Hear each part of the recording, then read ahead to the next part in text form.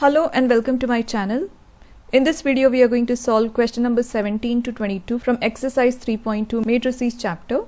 If A is equal to a 2 by 2 matrix and I is an identity matrix of order 2, find K so that A square is equal to K times A minus 2 times I.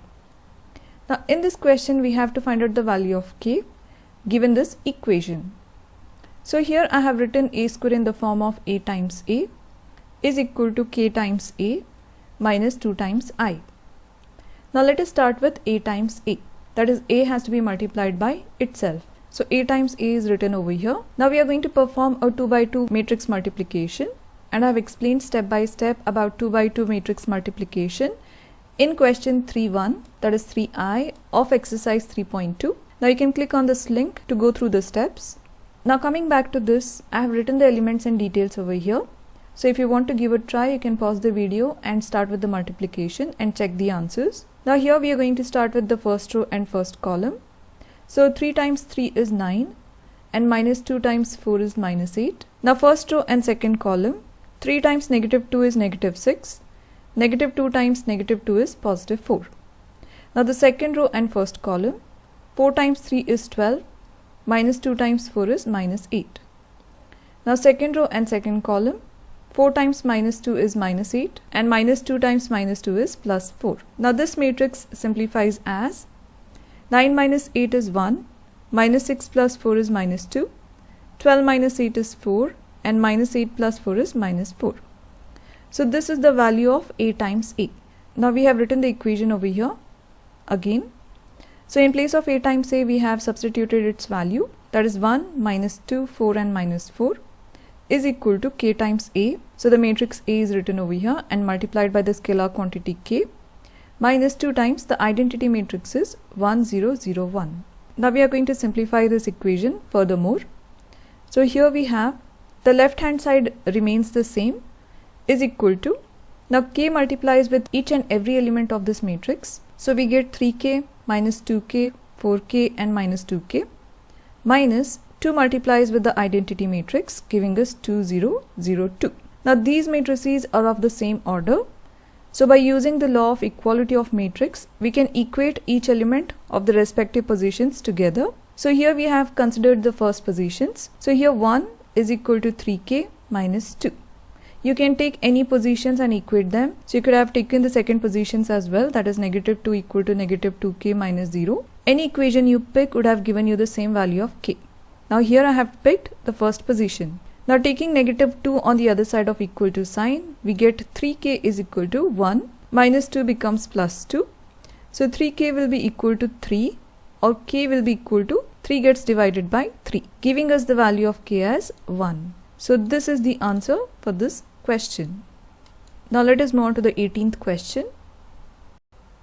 If A is given by a 2 by 2 trigonometric matrix and I is the identity matrix of order 2, show that I plus A is equal to I minus A times a 2 by 2 trigonometric matrix. So here we have to show that the left hand side is equal to the right hand side. So let us begin by finding the left hand side first, that is I plus A.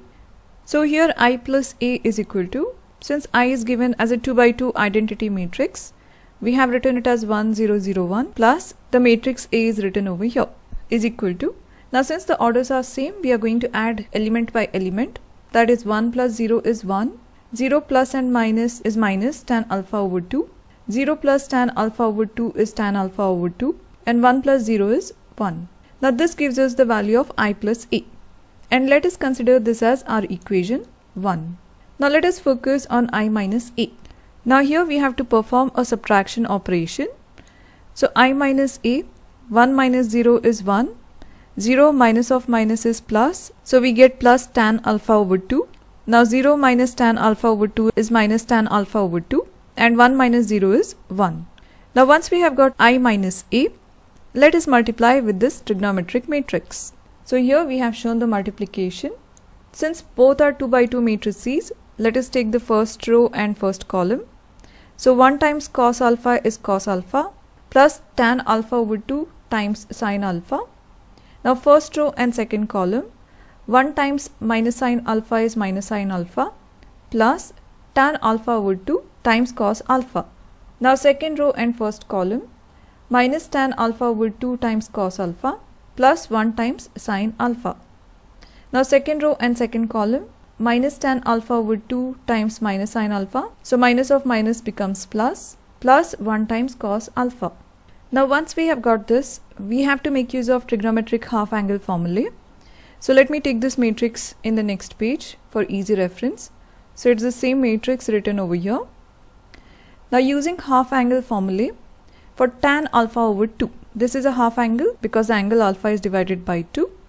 So tan alpha over 2 is given by two formulae. One is 1 minus cos alpha over sin alpha and the other one is sin alpha over 1 plus cos alpha. You can choose either of the two. So for solving this matrix, I am going to use 1 minus cos alpha over sin alpha. So here in place of tan alpha over 2, we have replaced it with 1 minus cos alpha over sin alpha. Now the next step is simplification of this matrix. So here we have written the simplified matrix. Now in the first element, cos alpha is written as it is.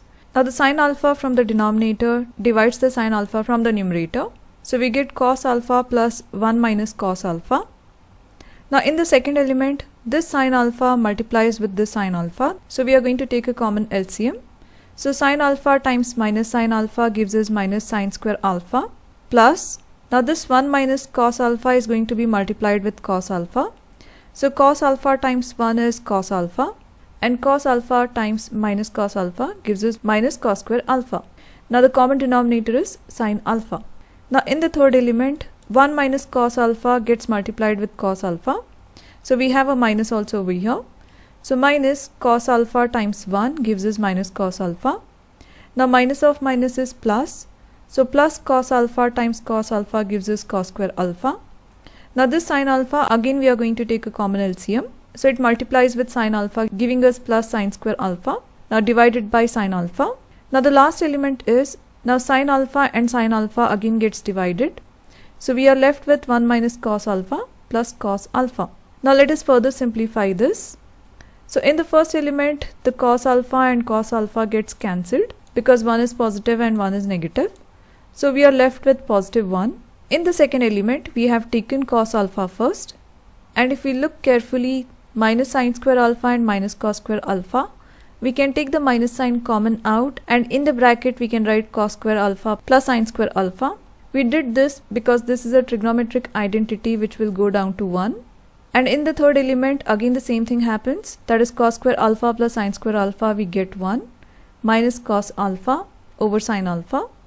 And in the fourth element, minus cos alpha plus cos alpha gets subtracted. So we get 1. Now here one more simplified step I have written. Now here the first element stays the same. Now this becomes cos alpha minus 1 over sin alpha. The third element becomes 1 minus cos alpha over sin alpha and 1. Now this is what I am going to simplify one step further. Now in the second element, I have taken the negative sign common out. So when we take the negative sign out, it becomes 1 minus cos alpha over sin alpha. I have done this because this represents the half angle formula for tan alpha over 2. So in the second element and third element, we are going to replace it with tan alpha over 2. So here we get the final simplified answer as 1 for the first element, minus tan alpha over 2 for the second element, plus tan alpha over 2 for the third element, and 1. And this is equal to the first equation, that is we had got over here, I plus a. So here we have proved that the left hand side is equal to the right hand side. So here let us write shown. So left hand side is equal to right hand side. Now let us move on to the 19th question. A trust fund has rupees 30,000 that must be invested in two different types of bonds. The first bond pays 5% interest per year and the second bond pays 7% interest per year. Using matrix multiplication, determine how to divide rupees 30,000 among the two types of bonds if the trust fund must obtain an annual total interest of rupees 1,800 and rupees 2,000. Now let us try to understand the question first. Imagine that you have 30,000 rupees in your hand and you have to invest it in two bonds. The first bond is going to pay you 5% interest per year and the second bond is going to pay you 7% per year. So we have to divide this total amount into two types of bonds. Now how much amount is going to which type of bond, we do not know. So we have to make use of the matrix multiplication method to divide this 30,000 in such a way that we get an interest of 1,800 at the end of the year. So let us begin writing the details over here. So we have written, let the amount invested in the first type of bond is rupees X. We do not know how much we are going to invest here. So the amount invested in the second bond type is going to be 30,000 minus X. Now since we are going to get the interest per year, it is going to be a simple interest. So we have written the simple interest formula over here as PRT over 100. Now P represents the amount you have invested in each bond. R represents the rate of interest, that is 5% and 7%. And T is the time in years, that is after how many years you are going to get the interest. So here time in years, since they have mentioned it as per year, it is going to be 1 year. So we have written time in years T is equal to 1.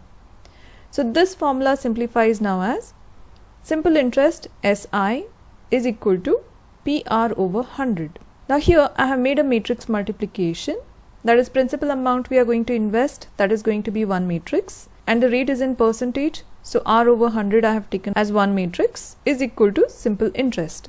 Now simple interest also I have taken it as matrix. Now simple interest they have already given it to us, that is in the first case we should get a simple interest of 1,800.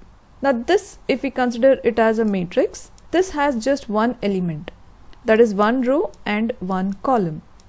So here we have written the order of matrix of SI as 1 by 1. It should have 1 row and 1 column. Now we have to decide what should be the order of the P matrix and R over 100 matrix. So here make use of this logic, that is if we consider the investment matrix P matrix as 1 by 2, that is having 1 rows and 2 columns, and let us say that the rate of interest is going to be 2 by 1 matrix, that is 2 rows and 1 column. Now we should have the number of columns of the first matrix equal to the number of rows of the second matrix. So this is the rule. So here we can see that 2 is equal to 2. So this condition is satisfied. Now once this condition is satisfied, we are going to get the resultant matrix as number of rows from the first matrix by number of columns of the second matrix. Now here we have 1 row and 1 column which matches with the resultant matrix which we were expecting. So let me write here. So here the principal investment, since we have two values, that is X and 30,000 minus X, I have taken a 1 by 2 matrix, that is X is the first element and 30,000 minus X is the second element, making it a 1 by 2 matrix, and rate of interest was 5% and 7%. I have taken it as a decimal, that is 5 over 100 is 0.05 and 7% is 0.07, and this is going to be 2 by 1 matrix is equal to 1800, which is 1 by 1 matrix. Now here we are going to perform the matrix multiplication, that is this row multiplies with this column. So X multiplies with 0.05 giving us 0.05X, plus the second element multiplies with the second element. So we have written 0.07 multiplies with 30,000 minus X is equal to 1800. Now this forms an equation. So let us simplify it further. So here 0.05X is written as it is, plus 0.07 multiplies with 30,000 giving us 2,100, minus 0.07 multiplies with X giving us minus 0.07X equal to 1,800. Now let us combine the like terms. So I am going to take the X terms on one side of the equal to sign and the constants on the other side. So minus 0.07X is taken on the other side, so it becomes positive 0.07X, and positive 0.05X becomes negative 0.05X equal to, now I am going to take 1800 on one side, that is 2100 minus 1800. Now 0.07 minus 0.05 gives us 0.02X equal to 2100 minus 1800 is 300. So the value of X is going to be 300 divided by 0.02, or giving us the value of X as 15,000. Now this is the value of the first bond, that is X. Now the amount to be invested in the second bond is going to be 30,000 minus X. So here we have written the amount invested in first bond is 15,000. So the amount invested in second bond is going to be 30,000 minus 15,000, giving us 15,000 again. So if you want a simple interest of 1,800 per year, you are going to invest 15,000 in the first bond and 15,000 in the second bond. Now on a similar basis, let us see how much we have to invest in the first bond and second bond if we need a simple interest of 2,000. Now for the B part, the simple interest is going to be 2,000. That is the only change. Rest everything remains the same. So this matrix multiplication also stays the same. So x multiplies with 0.05, giving us 0.05x, plus 30,000 minus x multiplies with 0.07, giving us 0.07 times 30,000 minus x equal to 2,000. Now expanding the left hand side, we get 0.05x plus 2,100 minus 0.07x equal to 2,000. Now combining the like terms, that is x terms on one side and constants on the other, we get the x value as 0.02x equal to, now 2,100 minus 2,000 gives us 100. So the value of x is going to be 100 over 0.02, giving us the value of x as rupees 5,000. So the amount invested in the first bond type is rupees 5,000. So the amount invested in second bond type is going to be 30,000 minus 5,000, giving us 25,000. Which means if you need a simple interest of 2,000 per year, you have to invest 5,000 in the first bond and 25,000 in the second bond. Now let us move on to the 20th question. The bookshop of a particular school has 10 dozen chemistry books, 8 dozen physics books, 10 dozen economics books. Their selling prices are rupees 80, 60 and 40 each respectively. Find the total amount the bookshop will receive from selling all the books using matrix algebra. So let us try to understand the question first. So there is a bookshop which is selling some books and the prices of books are given over here. So we have to find out using matrix algebra how much is the total amount received by the bookshop by selling these books. So here the number of chemistry books are 10 dozen. Now 1 dozen is 12 in number. So 10 dozen is going to be 10 times 12. That is, it has sold 120 books of chemistry. Number of physics books are going to be 8 dozen. So it's going to be 8 times 12, giving us 96 books. And economics books are going to be 10 times 12, giving us 120 books.